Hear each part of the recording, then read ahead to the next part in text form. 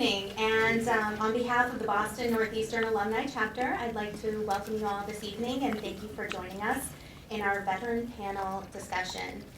Not only do you deserve credit for making it out on this very frigid night, but I'm sure for all of you who are now rallying after staying up for the Patriots game last night, you deserve extra credit. What a comeback, right? Yeah. Okay. Absolutely. My name is Shannon Tarrant, and I am the Development Liaison for the Boston Alumni Chapter. And tonight we have a great night planned for all of you. We have some wonderful panelists joining us who are eager to share their stories and experiences with all of you, as well as what it means to them to be a veteran. So I'd like to kick off tonight's event by introducing Tom Leonard to you. Tom is our Vice Chairman of the Boston Alumni Chapter, and he did a wonderful job of putting together this whole evening for all of you. Such a unique and wonderful event. So please welcome me and please join me in welcoming Tom, who will be facilitating tonight's discussion.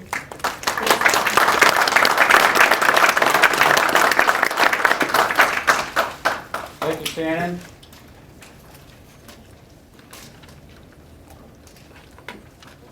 As Shannon said, my name is Tom Leonard, and I am the Vice Chairman of the Northeastern Boston Alumni Chapter. I want to thank all of you for moving the date. We originally had this scheduled for November the 14th. I realized that with Thanksgiving and for the students travel back home at this particular week, it was a little harder than we had anticipated, but I want to thank you for coming. It's a good turnout. I want to tell you a little bit about what's going to go on tonight. I'm really happy to have the three that we have here.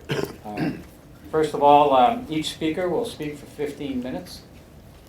They'll be followed at the end with a question and answer period. So we'll give an opportunity here for anybody who wants to ask a question from these three distinguished gentlemen. But I first need to make some acknowledgments of guests in the audience. First of all, I want to thank my liaison with Alumni Relations, Megan Carter and Christine Regan.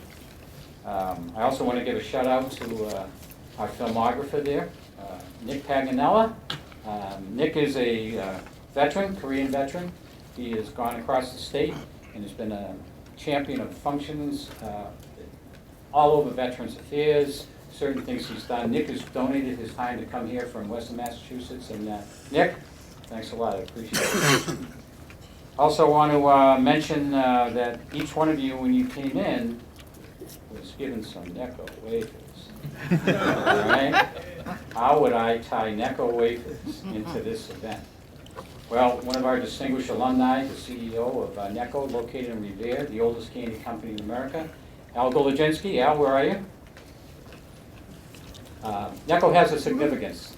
In World War II, our troops were given Necco wafers because they didn't melt.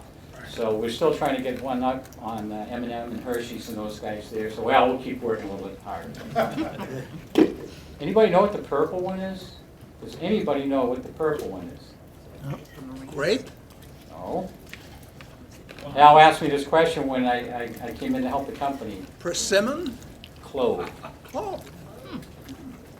I'd also like to recommend Brian Bishop. Brian is the Deputy Commissioner of Veterans Services in the City of Boston. Brian, where are you? I'd also like to recognize Bob O'Leary, who's Chief of Transportation with the VA, where I volunteer my work up there. And Bob, thanks a lot. He heads up all the transportation for the Boston area for the VA hospitals. To start this off, it's getting better. It's getting better. When I attended Northeastern University, 1965 to 1970, the everyday issue in the news and on campus was Vietnam.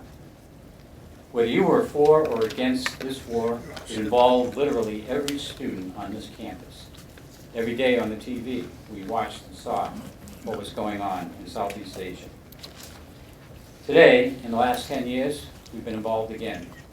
And our involvement over there, in my opinion, has been sorely lacking in the coverage by the media and the participation of a lot of the students across the United States. The focus of this year is to bring awareness to what these gentlemen have contributed and what many of you sitting out there have also.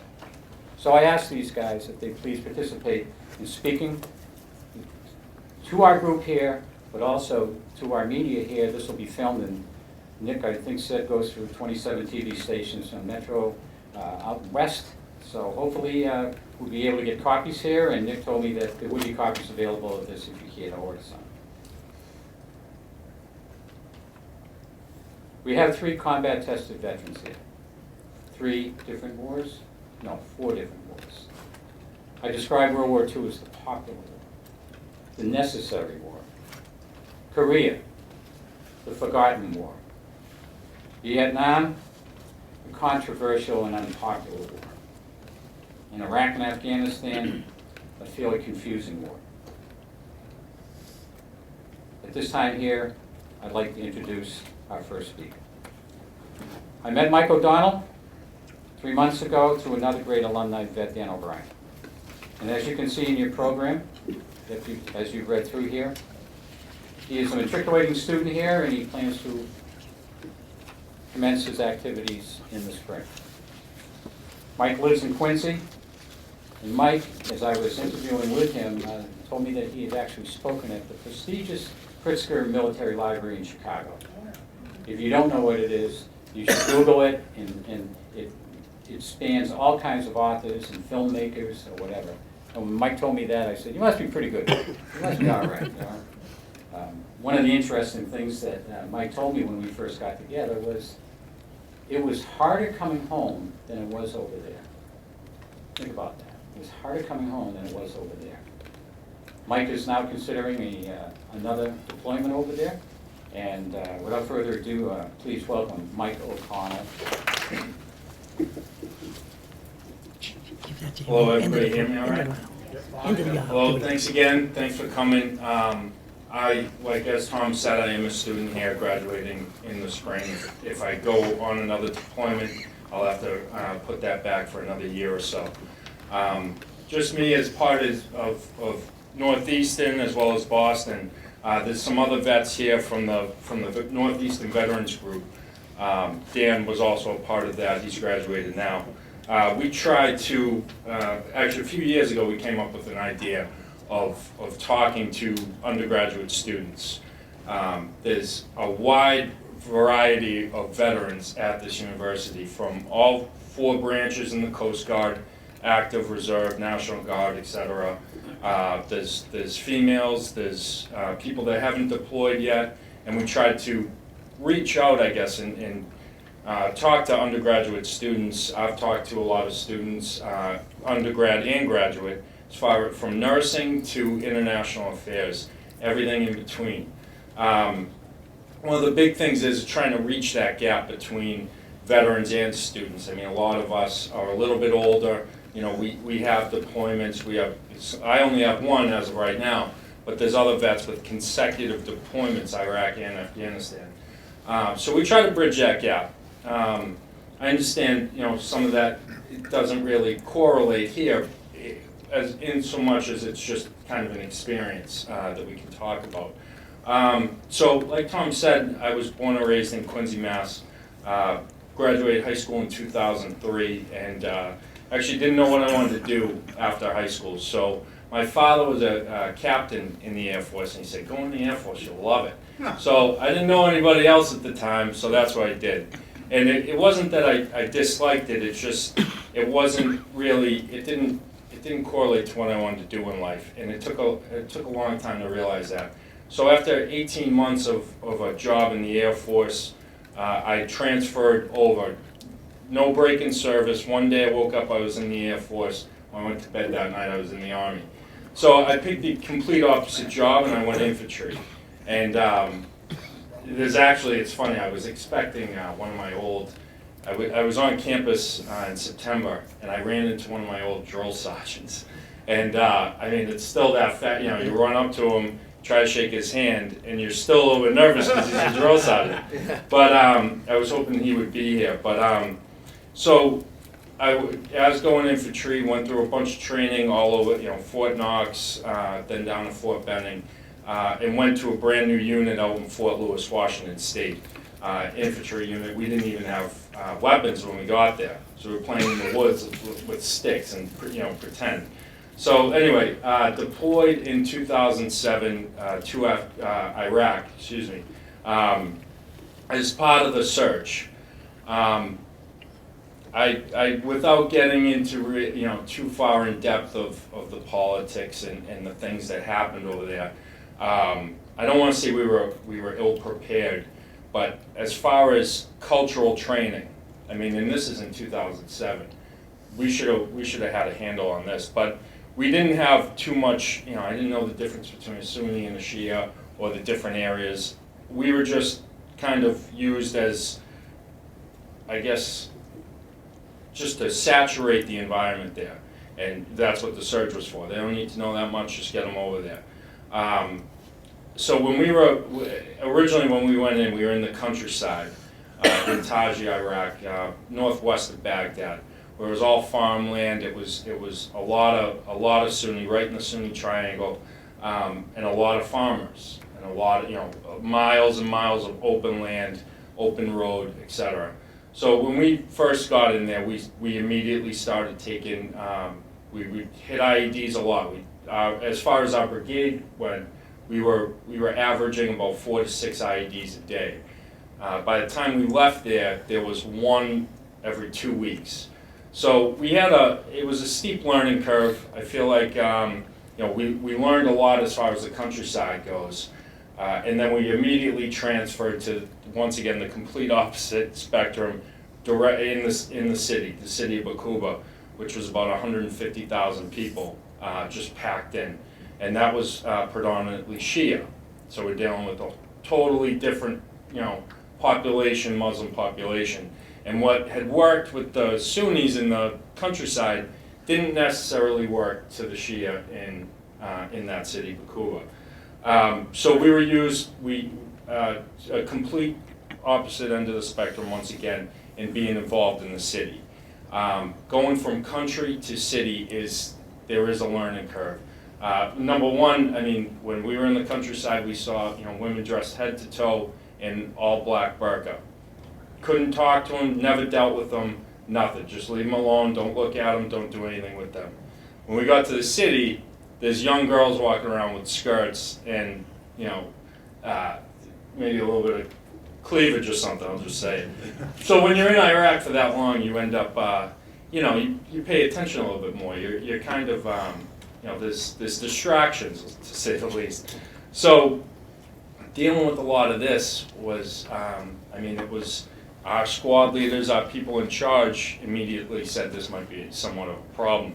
But we ended up dealing with it and dealing with the city as far as conducting counterinsurgency operations, which was what we were tasked with being in Iraq and Afghanistan. That's just the nature of the war. So doing a lot of these things, we did a lot of raids on houses, which is kind of, contentious to say the least. And it tended to bring, give us, I guess, more enemies than we had to deal with. But anyway, it was a huge learning curve that I was fortunate enough to experience. I was 22 at the time, going on 23, and what I saw, what was instilled in me through basic training, all this stuff. I know it sounds like a cliche, but it actually really did end up helping out overseas, and it's still with me today. Just little things, working with 30 or so guys every day, you live, sleep, eat with them for years on end, and then you're tested when you're deployed. And some of those guys, they're my best friends. I haven't seen any of them for about going over 5 years, but I still regard them as some of the closest people I've ever met in my life. And I would do anything for them. And I know they feel the same way too. So I got off active duty in 2008, came back home to Quincy, and just started working a construction job. I didn't really know what to do. It took a while for that to set in. So once I started working, some things ended up coming back. It was a tough adjustment period coming back home with 23-year-old kids. When you think of a 23-year-old kid now, he's not, for the most part, there's not a lot of experience. There's not a lot of real intelligence or life experience there. But, and that's how I looked at it with my own friends, my own peer group. So I went back in the reserves, and I went into another job where I figured I could use my infantry experience. for the better part. Maybe, since Iraq was closing down, maybe I could use this in Afghanistan. And it was at that time I started going to school. Okay, this is, you begin to think more, there's a lot more going on here. And I knew that in Iraq, I just didn't know how to go about bringing that out. So, we started going to school, went to a community college in Brockton, Massasoit, and transferred to Northeastern. Met some of the vets here. There wasn't any vets. I had no support group really as far as vets my own age, coming back in Quincy. So we reached out and we formulated a group here on campus. So at the same time, I'm in the reserves. I'm going to school. The reserve unit deployed. They deployed to Iraq actually. I decided to stay back. I didn't have the job that they did. I had to wait to go to school for my transferring from infantry into intelligence.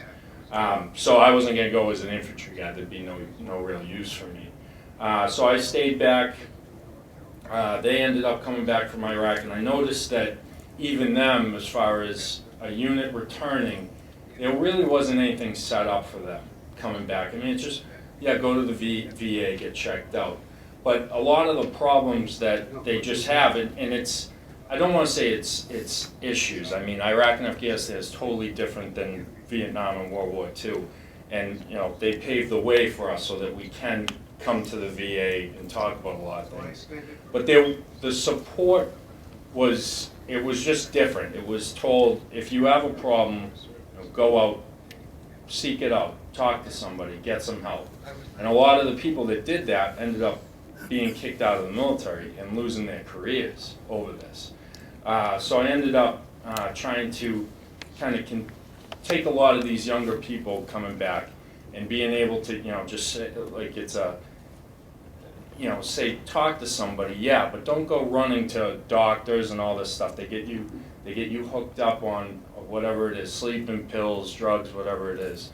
I always neglected that. I wanted to deal with things on my own, and it's just that's all it is. It's just coming back and trying to form back into a society. It's nothing. It takes maybe a year or something like that. Some people longer, some people less. But you have to be able to, come back, realize what's happening, and be patient with it. A lot of my generation isn't necessarily patient anymore.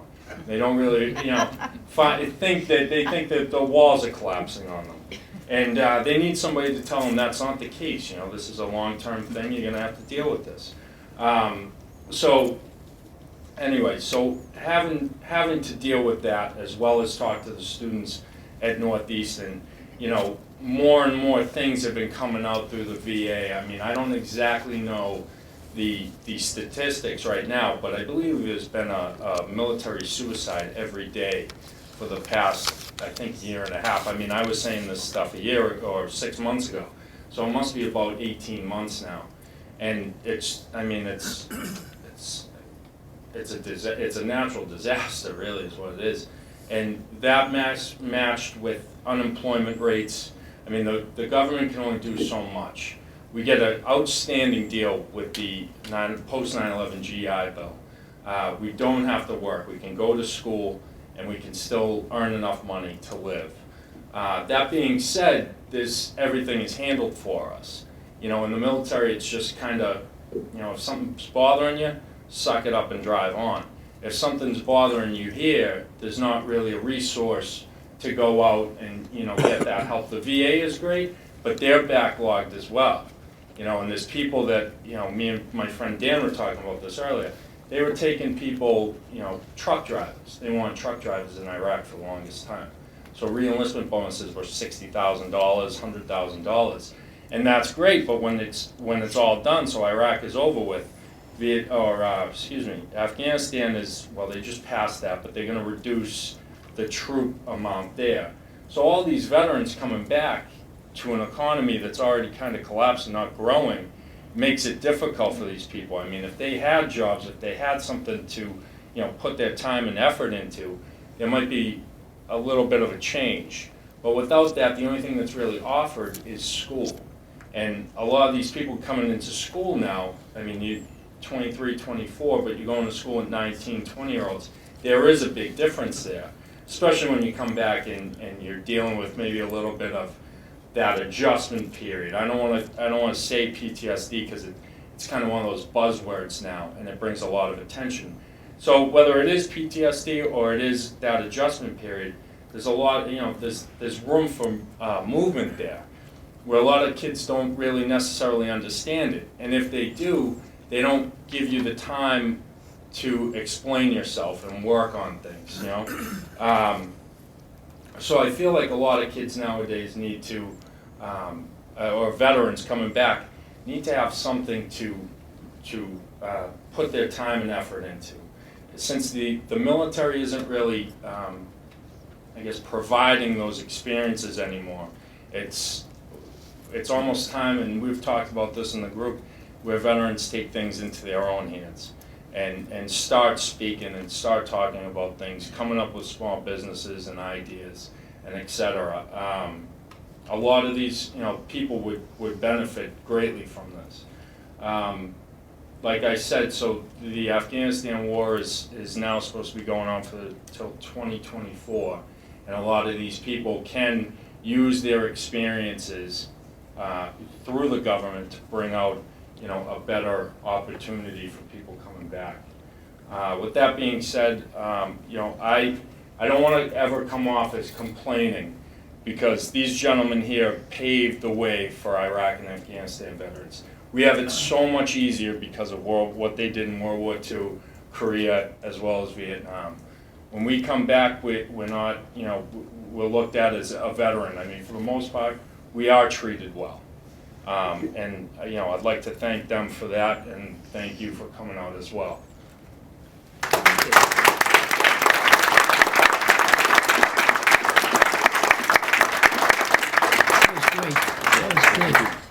Thank you, Michael. Thank you.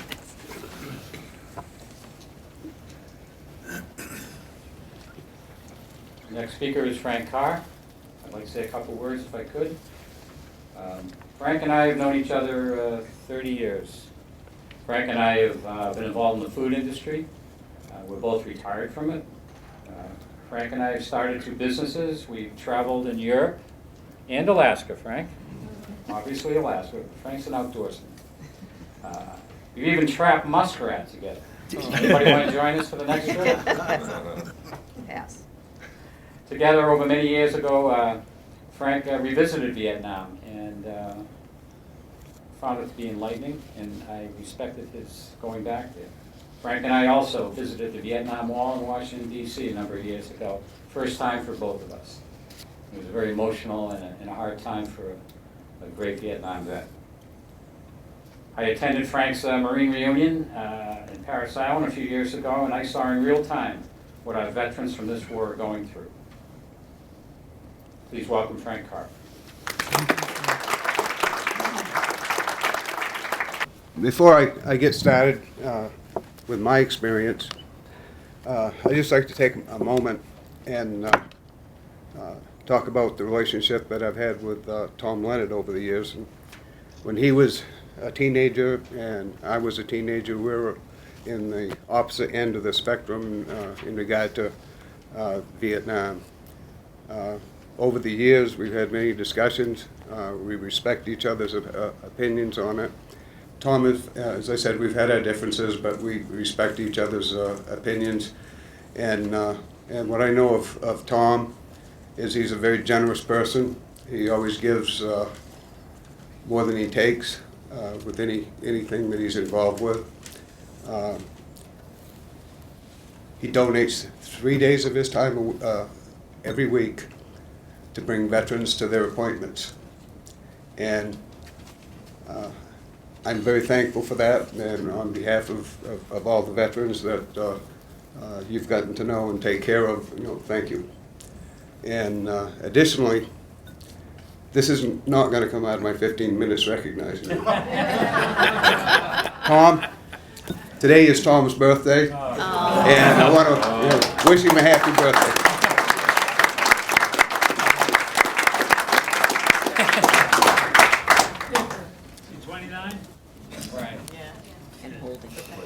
is that Tom and I have traveled all over the world together. We've been to the Wall, we've been to Normandy, we've been to all the invasion beaches. We've been to the cemeteries around Normandy, and I think we honored our veterans very well and got respect that they deserve. My own experience was really started in high school. I lived in Guilford, Maine. My mother was a school teacher. My father died when I was 3, so my mother was my guiding light. And about every time that I wanted to use the car or I needed permission to do something, she would grant it only if I promised not to go in the Army or drive a motorcycle. And I honored her wishes on both of those issues. When I graduated from high school in 1967, there were 72 in my graduating class, and it took 6 towns to come up with that. 5 of us went to Vietnam, and of the 5, I'm the luckiest one. One went in the Marines just before me. Tommy Moody got killed in December of '67 before I even got to Vietnam. 3 of the other fellows went into the Army. One is 100% disabled for PTSD, and he visibly winces when he speaks to me about the experience. The other 2 died in their mid-50s as a result of pancreatic cancer that was caused by their exposure to the defoliant Agent Orange. In my case, I went into the Marine Corps at 17. I managed to convince my mother to sign to let me go. I felt it was the right thing to do. I felt it was an honorable move, and at that point I was a young man in his nonage. I thought the Marine Corps was above my station in life, but I didn't know what my station was, so I tried it. I went into Marine Corps boot camp and arrived there in a dark, rainy night on Parris Island on buses. There were several buses, and I remember the drill instructors come running onto the bus, yelling and screaming at us to tell us to get out, get the hell out, and stand on those yellow footprints. I'll never forget it. And so for the next several months in the training process, I was no longer Frank Carr. I was Private Carr, and if somebody asked me where I was from, it was from Platoon 1031. I lost every other identity that I had. So we started with 80 recruits in my platoon. We ended up with 55 of the original 80 that graduated. Partly because the Marine Corps had the draft for the first time in their history, and the drill instructors absolutely hated them. They did not want anybody drafted into their Marine Corps, and they were the ultimate gatekeepers for the Marine Corps, and they made sure that you didn't get it unless you earned it. After boot camp, we quickly went through to advanced infantry training, because every Marine's basic military specialty is a rifleman. Always has been, and I expect always will be. Then, after advanced infantry training, went home on leave for a couple of weeks, and then right back out to Camp Pendleton, California, for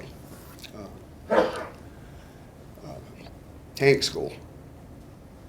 That went, I think that lasted probably about a month. And as soon as we completed the track vehicle school, we immediately went into staging to go to Vietnam. So from August 23rd to February 15th, that's how long it took me to get through all the training and get to Vietnam. And we got there just in time for the Tet Offensive. I was a tank crewman. In our capacity, you had to know how to be a loader, you had how to be a gunner, and how to be a driver. And ultimately, if you got enough experience, you became a tank commander. I went through about 13 months there, and we were constantly in support of everything that moved in our tactical area of responsibility. Any sweep, any operation, any mine sweeps, any road, to be there for support. And so we were constantly in danger. We were constantly getting sniper fire. We were getting mined. We could, it was just a way of life that you got to the point where you'd see a guy getting blown up, stepping on a mine, or you'd see another tank hitting a mine.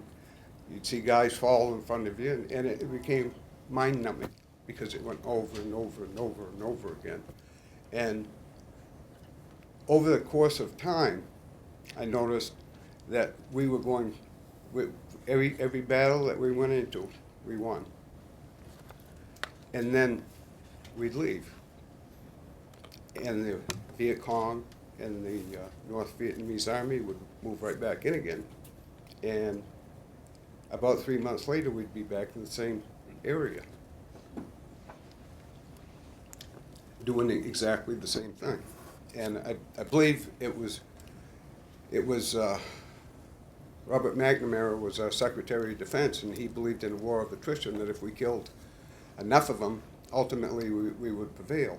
And that turned out not to be true. And additionally, as I said, I went through the tour of about 13 months, and I was beginning to come up on my rotation date. And at that time, our society had totally soured against the war. And I knew that if I went back, I was either going to be stationed as a tanker. I was either going to be stationed at Quantico, Virginia, or Camp Lejeune, North Carolina. In both situations, I knew that we would have to go and quell anti-war demonstrations in Washington, D.C. That was going to be our job. I did not want to do that. I decided that I would rather stay and fight, the enemy that I knew, as opposed to the one that I didn't know what was happening at home. So I extended for an additional 6 months. I went home for 30 days leave, and I went back over. And when I went back over, I served as a tank commander. And I was 19 years old, and I was the youngest person on the tank, but I was the seasoned veteran, so I was the tank commander. At the close to the end of the tour, it was actually on September 12th, 1969, we actually made an amphibious assault on an island off the coast of Vietnam in support of South Korean Marines. And we hit the beach just like you'd see in a World War II movie. We got incoming. We overwhelmed it with firepower. We pushed inland and set up in old rice paddy dikes. The dikes of a rice paddy are about 6 to 8 feet high. The top of it, and we were getting some cover as a result of that. The top of the back of a tank is about 6 feet high. I was standing up on the back of the tank, just to the side of the turret, and there were several Korean Marines standing on top of the rice paddy dike directly in front of me. And then suddenly, we got machine gun fire. I saw one of the Koreans drop in front of me. I heard bullets whizzing by both sides of my head. And when the bullets are moving by you like that, you don't see them, but you hear them, and you hear the crackle because they break the sound barrier. And it's a very disconcerting feeling. Literally had them both sides, so I didn't know which way to go. One of the guys that were on my tank ran around the back of the tank and dove on me, and we went to the ground. And as we were going to the ground, some of the bullets that were spattering on the side of the tank hit me in the hand, and that's how I became wounded. Actually, the rest of my tour there was, and it was only another couple of months, was just pretty much more of the same thing. Finally got called that we would be traveling home from Da Nang to San Diego on ships. I thought it was a wonderful decompression chamber to have that time on a ship to kind of decompress from being in the war zone to going back home. And I know that a lot of the guys that I served with, had the reunions that Tom talked about. I've got PTSD, and I can see it in them. They don't have to say it, but they have it. It's something you can visibly see in them. It was a war that was very unpopular. Walter Cronkite called it unwinnable. Dan Rather, other journalists, and I think it was they made the tipping point happen.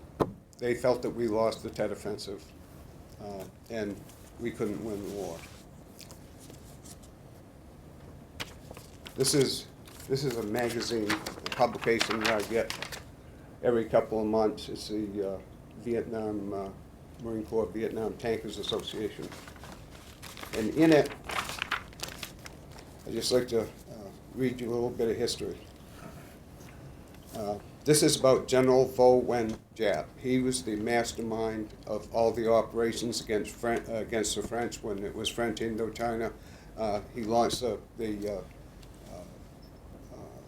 campaign in Dien Bien Phu to totally expunge the French.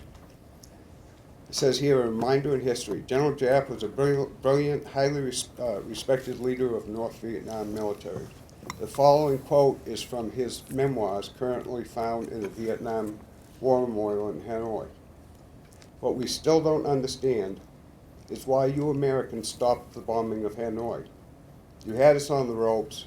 If you had pressed a little harder, just another day or two, we were ready to surrender. It was the same as the Battle of Tet. You defeated us. We knew it, and we thought you knew it. But we were elated to notice that your media was helping us. They were causing more disruption in America than we could in the battlefields. We were ready to surrender. You had won. General Giap just died, I think it was just last month, at the ripe old age of 103. But there are some parallels to what's going on today with the media, and it's something I think that is important to remember. As I said, I have PTSD, and I wanted to find out if I actually had. I went to a private psychologist that specialized in it to find out before I ever went to the VA, because I just wanted to know. And so one day I sat down and I wrote up about 30 pages back to back of my experiences, rather than having these things flitting around in my head. And I'm not going to bore you with that, but I did. There's a couple of points I still want to make, and one of them is at the end of that day, and I'm not a poet, I did a summation of what I had written. And it pretty much sums up a lot of what I've already told you. I was barely 18 when I became a United States Marine. They quickly made me into a killing machine. They sent me halfway across the world to tempt my fate. Before then, I'd never been out of state. We couldn't tell friend from foe, from village to jungle to the rice paddies we did go, in search of our enemy, or so we were told, to kill those commies wherever they'd hold. Don't shoot unless you're shot at. What kind of a war is that? With our big tanks, we went out cruising to turn the peasants' crops into ruin. We were told to be ambassadors. These people are our host. But at night, they'd sneak up quiet as a ghost to sing their song of the Viet Cong with bombs and bullets and then be gone, only to return and fight on yet another night. I see an old man, he's wearing white, They said, take him out, he's in your sight. I fired the cannon and watched this red flight, straight as an arrow with a terrible might. My heart turned to stone, but my captain said, son, it's all right, for this is a free kill zone. I see a young man walking quietly engaged, then getting blown away by a hand grenade. I see a tree line, it's just up ahead, but the battlefield before me is littered with dead. Tanks move in blasting, and onward we go to overrun and kill our enemy foe. We never lost a battle, not one time around, but then we would leave and give back the ground. I'm at the end of my tour, my country's in dissension, then why have I signed up for a 6-month extension? It's for sure I don't like to fight, but I'm still convinced what we're doing is right.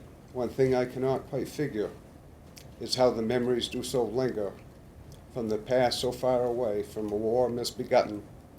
They should be forgotten, but just seems with me to stay. The stench of death lingers longly for a war that went oh so wrongly. If you're interested, a friend of mine wrote this book called Tracks. It's a memoir of several of us.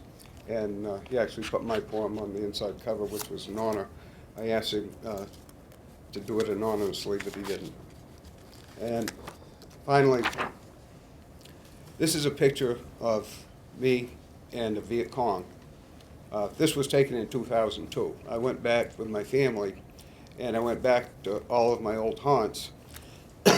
This fellow is named Tuong. He was a driver of a riverboat, and through an interpreter, I found out we fought each other in the same place. And he had his arm blown off from the elbow down while hiding in a tunnel by one of our jets strafing. And it was just a wonderful experience for me to be able to, to talk to him, and there was no hate. And it's remarkable, all throughout Vietnam, there is no animosity towards Americans. It's unbelievable. They moved on, and I think it's a good lesson for all of us that we have to move on as well. Thank you for listening to me.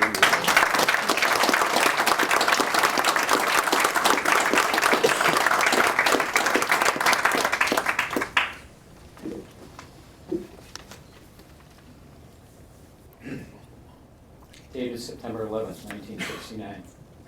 Dear Mom and Dad, getting short. Mom, coming home pretty soon. Getting to quit flying soon. Too much for me now. I went in front of a board for Spec 5. Will know soon if I made it. I have now 20 oak leaf clusters and some more paper for you.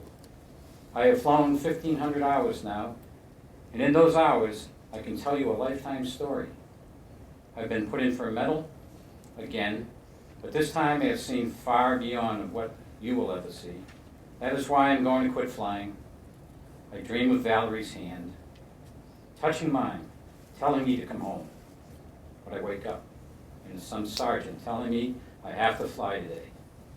Today I am 21, far away, but I'm coming home older. Love Larry. He was killed 24 hours later, on his 21st birthday.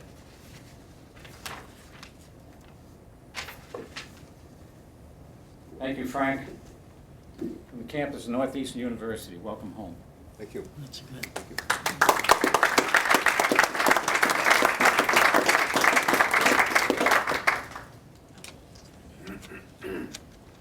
Before I introduce our next gentleman, Mr. Delaney, I'd like to show a short video for you.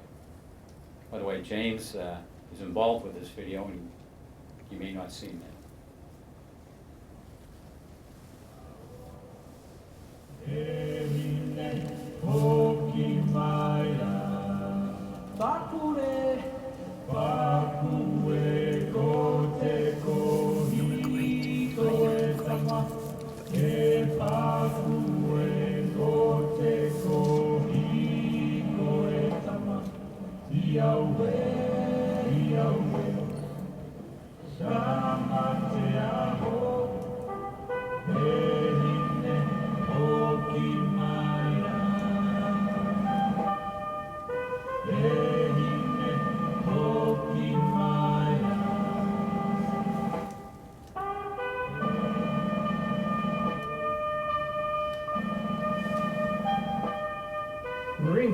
in the South Pacific.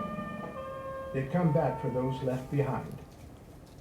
They did not arrive in assault crafts or in rubber boats off-landed from a submarine, nor were they wearing the V fatigues and carrying the M1 rifles their fallen brethren had carried.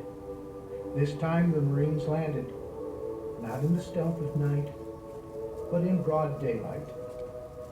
This band disembarked from the C-130, and their attire was the formal dress blue uniform.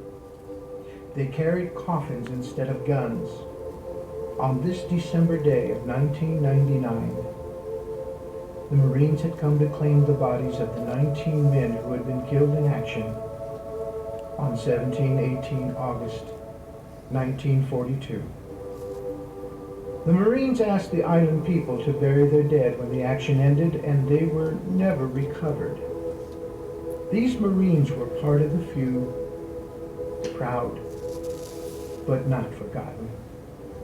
They were not forgotten by the survivors of that action or by the U.S. Army Central Identification Lab, Hawaii, commonly known as SILHI.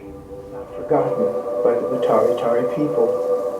The elders on that island all too well remembered the time when the Japanese came in 1941, and they remembered that August day a year later when Carlson's 2nd Marine Raiders landed on their beaches.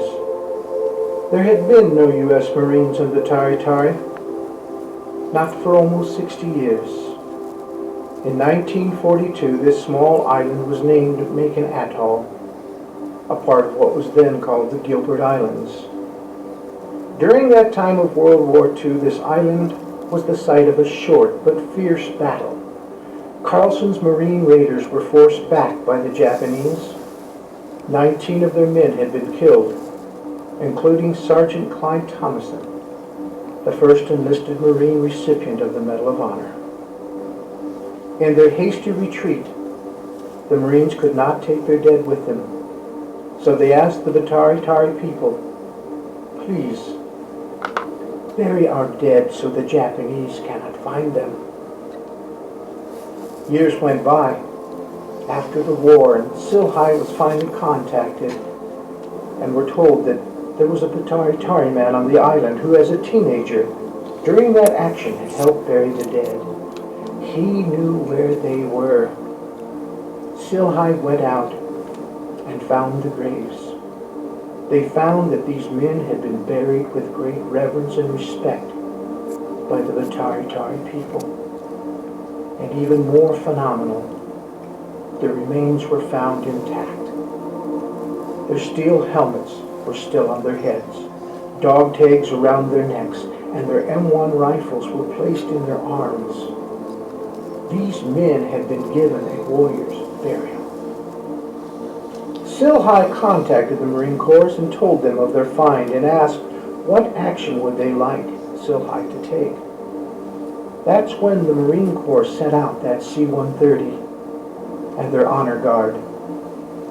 The bodies were placed in flag-covered coffins, and while standing in strict attention, awaiting for the order to load the bodies on that aircraft, a voice was heard from behind.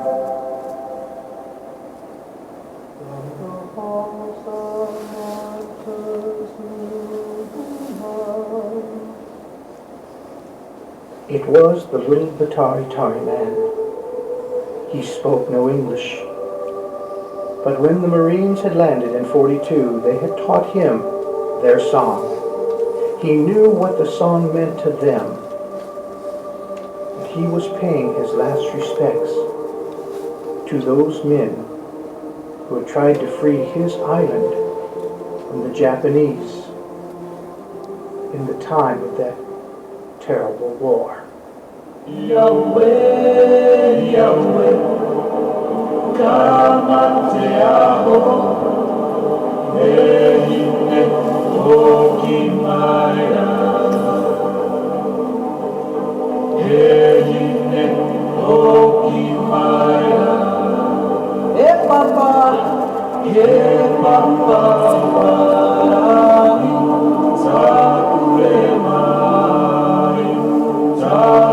Takurema,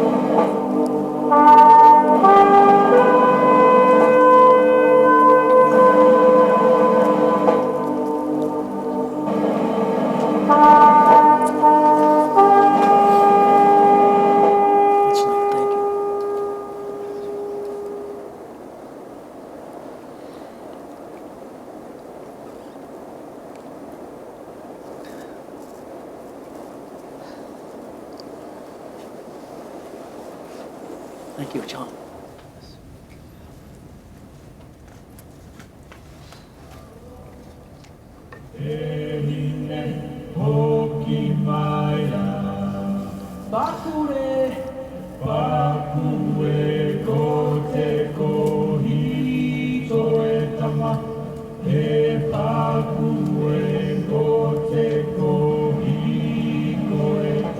I have that CD.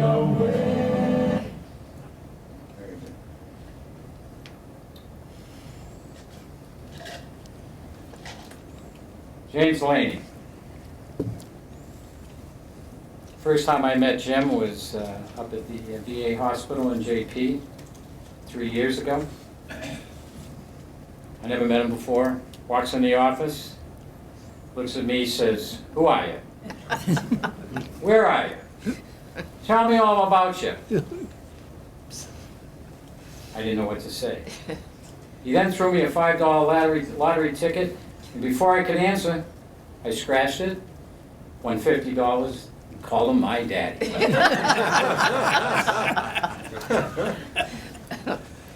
He calls himself just a poor kid from East Cambridge. But Jim has a very rich personal history that is star-crossed and historic. Names like James Roosevelt, John Kennedy, Bobby Kennedy, Ted Williams were not casual acquaintances to Jim.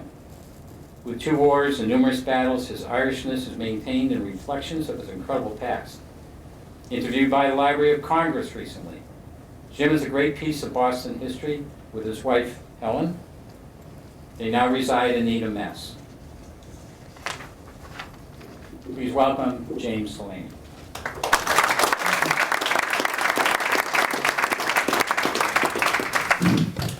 I'm surrounded by the Irish Mafia. He mentioned the Carlson Raiders, 2nd Raider Battalion, 40 survivors. I'm one of the ones circled in the back here. Very kind and very nice of you to do that, Tom. I don't think I'll need the mic. I was born in 1926, February 14th, the day of all lovers. I was born to an Irish Catholic family. My grandfather, at 14, went to Bellawood and won the Marine Corps brevet, the highest medal a Marine can get. My father joined the Marine Corps before World War II, our part, and was captured on Wake Island. I hadn't seen my father since I was age 5. I come back from Macon, from this little episode here, and I landed on Guadalcanal because a guy by the name of Chesty Poa tried to abolish the Raiders. I introduced myself to my father.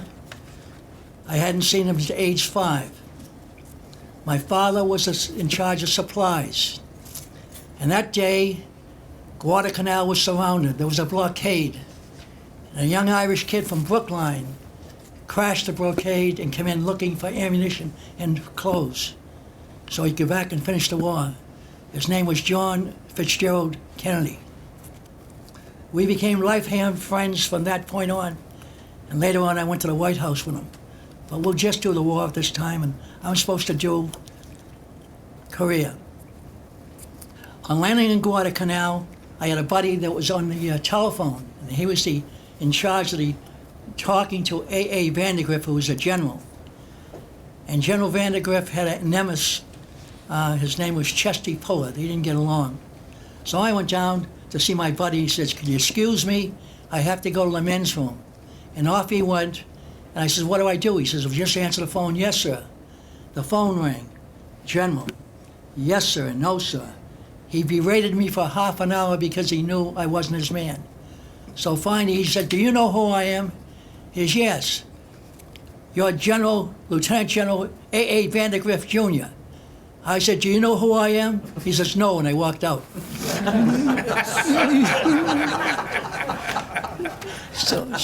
So I got very close to Chesty Puller because they didn't get along. And Chesty said, "We're going to make a few invasions, and I want you to come with us." Anyway, I left there, and I went home with my father. And it seems Boston College was playing a major football game. They were going to the Rose Bowl on the assumption that they win this game. All the Boston College graduates were going to this party. And we went to this party. Got very hot. Boston College lost 55-12. The team was Holy Cross. And the party was in the Coconut Grove. So we lost our hats and coats. And I went back and I ended up in a place called Tara. My reputation preceded me, and they told me that if you get wounded here on this island, you go back to sick bay. So we're going in a 4-mile stretch. Enemy is firing on us. Oh, you guys are great. I'm sorry I didn't mention that. No, the Irish Mafia here. You know, I'm sorry I blew that one, didn't I? So anyway, we're going in, and I've been forewarned that if I get hit, I'm going to get back, and this is the first family I had. So I get hit in the stomach. So he says, "You're going back now." I said, "No, I cut the bullet out of my stomach, so I didn't have to go back." So I went from there. They put me in charge of anchor patrol on the ship because they wanted to get me out of the way. That means I watched the anchor. So we go into Guam, and I go down the anchor, and I join a little fella. He's from Dover, Massachusetts. His name is Saltonstall. His name is Bill Saltonstall, and he died in my arms. And they said, "You know, we're going to give you a big favor. We're going to let you bring the body back." And I had just turned 16. I was in the Marines at 15. I left December 8th, 1941. I couldn't leave Saturday because they weren't open. But anyway, so I said, "I prefer not to go because I'm here to win this war." I just turned 17. So anyway, I was assigned to ground defense. And this is my branch with the Navy, with the Marine Air Force. And it was very, very boring. The girls that were Polynesians in the island were abused by the Japanese, and they were all pregnant. So I got 4 corpsmen, went up there, delivered babies. And I said, "How you people doing?" They said, "We're doing awful." I said, "Do you wash clothes?" "We do." I fill the sea bag up. I says, "How much?" They said, $2. I got your stocking for a dime, and I made $20 a bag, and I was making 6 bags a day. So the officers there had shirts, starched shirts, and they had to go to all Admiral Nimmis's parties. So I had a starched shirt. So I went to all the parties, and I did all the dancing, and I got a Jeep. So we're sitting around the island, and we're bored, and they're setting up a big alma mater on the coast, and it's going somewhere. So I took my rifle apart, took my helmet apart, put it in the sea bag, and went down to join this group. And as I went up the gangplank, they had a list there, and they had the names. And I got to listen carefully now. And he says, "Your name?" I said, "No." He says, I said, "There it is, right in the top of it." You know. So I'm on the ship. I'm a stowaway. I end up in a place called Iwo Jima. I'm with the 3rd Marine Division, and the 4th and 5th have been decimated, and we're supposed to go in. And I'm a great movie buff. I mean, the guy I loved was a guy from California, a football player. His stage name was John Wayne, see? So we're going around in circles for 16 hours. And I'm singing the Marine Corps hymn. They says, "What are you doing?" I said, "This is the way John Wayne does it." You know. So we land on the beach, and I head to Suribachi. I'm there, and there's an older guy there. He's 27 years old. I just turned 19. And he said, "I'm scared to death." I said, "Well, you know, why don't we say a prayer? You know, I'm agnostic. I don't believe in God." So I said, "Look, you must know one prayer." He said, "I know one prayer. I passed a Catholic hall on a Friday night, and they're all in there having a hell of a time. They're praying." So I said, "Okay, we'll kneel down. I'll hold your hand. If I know the prayer, I'll help you." So he started. Under B5. I survived 2 more battles because of that. Every time things get rough, I thought of the kid praying Beano. Anyways, so in the federal government of the military, if you jump on a hand grenade, it's an automatic Congressional Medal of Honor if you die, see? So I jumped in one and nothing happened. And the captain was a captain of the United States Marine Corps, and he later on, his name was Douglas, he went to the Supreme Court. So he says, "I owe you." So I'm going to go ahead a bit. So he calls me, he says, "We're having need in the Department of State. We're setting up an embassy duty in Paris, and we're going to have Marines do it. But you have to have 2 languages." Now, off the record before I go on, I spoke 2 languages, Pig Latin and English. See? So I didn't tell him that. So anyway, I arrived in Paris, and I'm in the Palace of Versailles, and I'm given I'm Warrant Officer of the United States Marine Corps. I couldn't make that, but I was Warrant Officer of the Marine Corps. And finally they ship us to a hotel. And there's a little girl that's tendering to me. I didn't know what that meant, but she was their French girl. And anyway, I couldn't talk to her, and she couldn't talk to me. So I dropped my handkerchief on the floor. She bent down and picked it up, and she goes, "Oui, oui." I said, "That's it." So I had that duty for 6 months, you know. Okay, my mother was having difficulties. And in the meantime, I made a friend of Chesty Poe in Guadalcanal, and he says, "I'm going to make an invasion." This is what I'm supposed to hear you talking about. "And I want you to come with me." I says, "Well, I'm going to radio and television school." And he said, "Well, you better make a fast decision, because Eisenhower is going to be president, and he's going to call this war over. The place is Korea." So I finished the program. I called him on the phone, and he said, "You ready to go?" I said, "Yeah, I want 2 things. I want to be corporal in the Marine Corps." Well, corporal in the Marine Corps is like admiral, you know. So I want to be corporal in the Marine Corps, and I want also not to go through Camp Pendleton. He said, "You can't do that." I said, "Well, we'll see what happens." So I'm a boxer. I play 5 sports. So I showed up on Camp Pendleton. There was 60-pound pack, and I do the 25 miles. I come back and say, "That's great. Let's do it again." Ship that guy to Korea. So that's why I'm in Korea. I meet Chesty Poe on the main beach, and he says, "Gee, thank God, Jimmy, you're here." So anyway, I spent 15 days in Korea, and this is what I'm supposed to talk about. And what happened there? I got on the first bus, and the first bus went up to the front line. I was a corporal in the Marine Corps. The kids were always bagging us for candy. And the second bus that went up, 2 hand grenades were tossed in, and all 50 Marines were killed. My introduction to Korea. I get up the front lines, and everybody's ignoring me because I'm a boot, and they don't know anything about me. And I say, "Where can you get a good meal?" They say, "Down the road 5 miles. I go down the road 5 miles, and they come back and they say, "Nice going." They're sending me through enemy territory, see? So I go out there, read my funny book, and I'm on the commode, and they say, "Nice going." Well, they're throwing bombs in there, see? So anyway, I don't know this. Finally, we have 3 hills in Korea: Reno, Carson, and Vegas. The Marines have now been in line for 3 years. They're called back. The Army takes over. They pick a platoon to go out and to garnish a path where you're standing in there dark, and you hit the first guy with a head, and you get him with capture, and you find out what the story is. So we found out that we had to go back and check and pick up Vegas. We got through a valley, we're fired on, and my platoon sergeant gets killed, and everybody moans and groans, because that puts Duncan again in charge, you know. So anyway, we get to the bottom of the hill, and I call in modifier. I say, I want you to blanket the hill. They don't know what I'm talking about, but I want you to blanket the hill. So they blanket the hill so we can go behind. That day we had to test fire our rifles, and mine didn't work. So as I charged up the hill, I threw the rifle away, I took my hatchet out, and I charged the hill with the hatchet. This is beautiful. So I get up there, and I do my thing up there, and I get wounded. And I come down the side of the mountain, and there's a captain of the Marine Corps with a company, and he says, we're going to take that hill. I'm a Red Sox fan, see? And I says, good luck to you and the Red Sox, you know? So anyway, he says, no. He says, you're going to show us how to get up there. I said, no, you know, it's up, you know, just that way.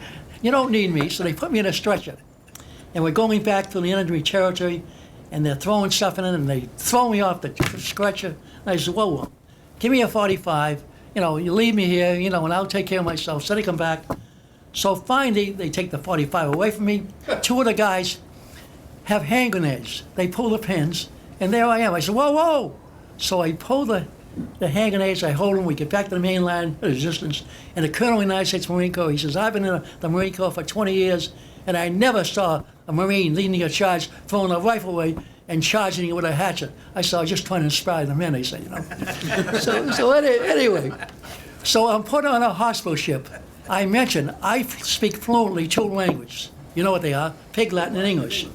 You got it. I'm glad you're listening. Okay. So with that, I board the USS Jutlandia, a Swedish hospital ship. And on the hospital ship, there are wounded South Koreans, and me. And, well, I get the story. I'm 8 years old. I'm going out with my grandmother. I had to go to the men's room. We go to the men's room, and she comes in, and you're in there a long time. And how many friends did you make? I said, I made 10. There are 10 guys in there. So I get along with the world. So anyway, I'm talking to him in the ship. And finally, this guy comes in. I recognize him, Captain of the United States Marine Corps in a wheelchair. He's shot up a little. His plane was shot down. He's got pneumonia. I recognize this guy, and if I do Boston, I'm done. He's where you from? Macon, Georgia. I do Macon, Georgia for the next 2 weeks with this guy. Finally, he says, I'm going back to my outfit. I fly for John Glenn. He says, I have the greatest eyes of any of you ever met. And he says, I come from San Diego. Have we got it yet? Yeah. And he say, I play for the Red Sox in left field. Yeah. Okay? This is Ted Williams, I know it, see? So anyway, I still, you know, I'm from Macon, Georgia, because I know if I do Boston, I'm all finished, you know? So anyway, so he gets back, comes out of the Marine Corps. I'm at Chelsea Naval. He goes into Chicago, hasn't been playing baseball for 5 years. Not bad, 4 out of 8 hits he got, doubleheader. Comes back to Boston. I'm at Chelsea Naval. And I get up in the third base, and I'm sitting up there, and I take off my field scarf and my hat, and I'm sitting back like, you know, not bad for the Irish kid from East Cambridge, you know. And this Marine captain sees me, and he comes charging over, and because I'm out of uniform, well, of course, I've made everybody around me, and I fell over the seat, you know, and they all booed him, see. So anyway, I go down to the dugout, and I say to the bat boy, I want to see Ted Williams. They said, well, everybody's here to see Ted Williams. And I says, well, I know him, so I give him my little book to put roll, and he goes in, and Ted Williams gets out in the shower, and the first thing he said, you son of a bitch, you lied to me. You're from Boston. So anyway, we were the best of friends till they finally put his head here and his body someplace else. So anyway, that's the stories they wanted me to tell because of the connection with Ted Williams. And I'm finished, I guess, huh? Did I do it all? Never really. Okay. Yeah. So anyway, that's the scoop. So I'm retired United States Marine Corps, and I say United States Marine Corps because there's no such thing as an ex-Marine. I'm a Marine. And I come out of the Marine Corps. I went to Boston College. I then went to work for James Michael Curley, who was the minister's assistant, and my assistant was Billy Boja. Didn't like the guy. The two of them were two phonies, I thought. And then from there, I did other things. John Fitzgerald Kennedy saved our life off a Guadalcanal. And I went down, and I went to the White House with John Fitzgerald Kennedy. And I was in the White House when he got killed. I wasn't in Dallas. And that's about all I can tell you. How am I doing for a dumb Irish kid?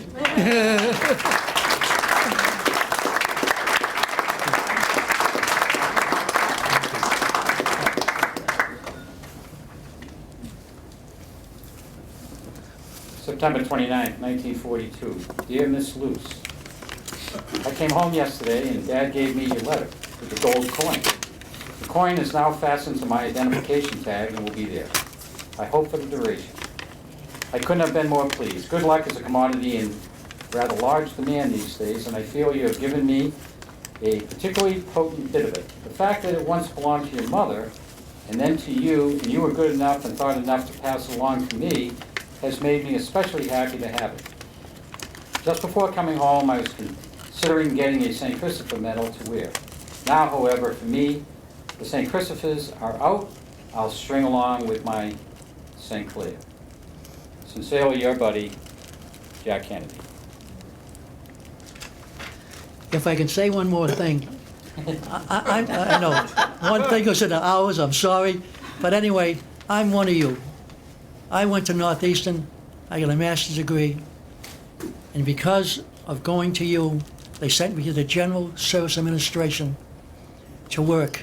And the General Service Administration, for your edification, builds buildings, not military buildings, but they build other buildings. So the Kennedy family picked me to go over to Cambridge to pick a site for a building. And Harvard threw me out. I had difficulties with Harvard. I'm from East Cambridge. Anyway, we're going to put the building at the car barns. We're going to rip it up, and on Boyle Street, facing the water. The family loved water. So anyway, when I come out of the Marine Corps, I bought a house in Beacon Hill, and that's where I lived. And I made a lot of politicians elected in the Republican part of Boston. I elected Joe Moakley. Kevin White was my buddy. And so anyway, and the Speaker of the House, John McCormick. So they knew my plight. They knew I wanted some water, a place of water where I can build a building. I had a friend named James G. Mullen, married Marion Fitzgerald, Rose Kennedy's brother, and he was a builder. So I built the Kennedy Library. I owe all the school here. Thank you very much.